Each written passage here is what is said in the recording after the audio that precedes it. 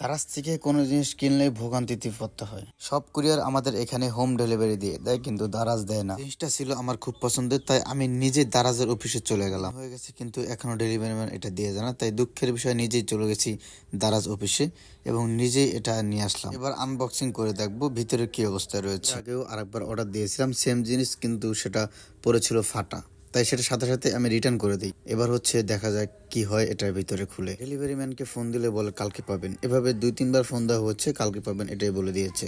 আমি এটা অর্ডার দিয়েছিলাম ব্ল্যাক কালার, এটা পেয়েছি অন্য একটা কালার। যাই হোক, এটার ভিতরে রয়েছে একটা কেবল, আর রয়েছে মেমো, আর এখানে রয়েছে আরো একটি যে কিভাবে আপনি এটা চালাবেন সেই বইও রয়েছে এখানে। এটা ছিল একটি juice Blender, mini juice Blender. মাঝে মাঝে জুস বানিয়ে খাওয়া হয়, তাই বড় ব্লেন্ডার নামিয়ে তারপর চলাতে খুব ঝামেলা হয়, এই জন্য আমি নিয়ে এলাম একটি মিনি ব্লেন্ডার এবং এটা নিয়ে ট্যুরও দেওয়া যায়। আর এটা হচ্ছে ব্যাটারি চালিত। প্যাকেটটা খুলেই আমি পানি দিয়ে আগে চেক করে নিলাম কোনো জায়গায় ফাটা আছে কিনা। এটার ভিতরে ফাটা আছে, তবে সেটা সমস্যা নেই। এটা প্যাকেজিংটা ছিল খুব বাজে, যদিও এটা কুরিয়ারে আসে, কিন্তু এভাবে প্যাকেজিং দিলে এটা ফেটে যেতেই পারে। তাদেরকে বলবো এটা সুন্দর করে কার্টুনে এবং বাবুল গাম দিয়ে পেঁচে তারপর দেওয়া উচিত। চালানোর নিয়ম হচ্ছে এই সুইচে ডাবল ক্লিক করতে হয় এবং যে নিচে যে পোর্টটা দেখতেছেন এটা হচ্ছে চার্জার পোর্ট, এবং এটা সত্য রয়েছে এটা কিন্তু কারেন্টে লাগিয়ে তারপর চালাতে পারবেন না, এটা হচ্ছে ব্যাটারি চালিত। এবার হচ্ছে চার্জ দিয়ে দেখবো যে এটা ঠিক আছে কিনা।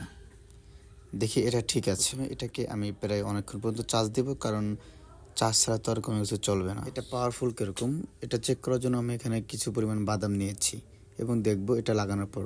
তবে দুঃখের বিষয় হচ্ছে এটা ছিল অনেক উচ্চ, আর এখানে বাদামগুলো ছিল খুব কম, তাই এটা চলবে। আমি অল্প পরিমাণ বাদাম নিয়েছি, কারণ এটা ছিল জুস ব্লেন্ডার, কিন্তু জুস ব্লেন্ডারে কি বাদাম ফাটাতে পারবে, তাই ভয়ে আমি কম বাদাম নিয়েছি। এবার হচ্ছে বেশি পরিমাণ বাদাম নিয়ে নিই। বেশি পরিমাণ বাদাম নেওয়ার ফলে দেখি এটা চলে না, এটা খুবই ঝামেলা করতেছে। এরপর একটু নাড়াচাড়া দেওয়ার পর দেখি এটা সুন্দর করে চলতেছে এবং দেখতেছি বাদামগুলো কিন্তু ফেটেই যাচ্ছে।